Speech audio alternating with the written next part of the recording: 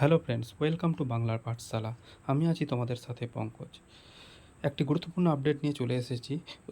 West Bengal school service কমিশনের বিজ্ঞপ্তি প্রকাশিত হতে চলেছে আগামী 30শে মে, জানালেন মুখ্যমন্ত্রী মমতা বন্দ্যোপাধ্যায়।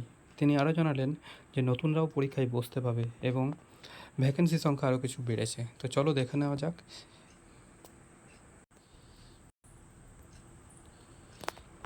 শিক্ষকদের ক্ষেত্রে নবম দশম শ্রেণীর জন্য অতিরিক্ত 11,517 জন, একাদশ দ্বাদশ শ্রেণীর জন্য 6,912টি শূন্যপদ এবং গ্রুপ সিতে 571টি এবং গ্রুপ ডিতে 1,000 শূন্যপদ তৈরি হয়েছে।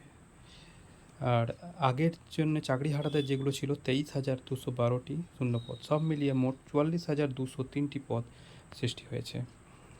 তো এই 44,203টি পদে নতুনরাও কিন্তু পরীক্ষায় আবেদন করতে পারবে। মুখ্যমন্ত্রী ঘোষিত নিয়োগ প্রক্রিয়ার সময়সূচি অনুযায়ী 30শে মে পরীক্ষার বিজ্ঞপ্তি প্রকাশ। 16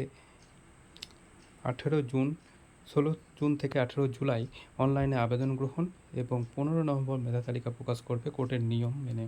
20 নভেম্বর থেকে কাউন্সেলিং শুরু হবে।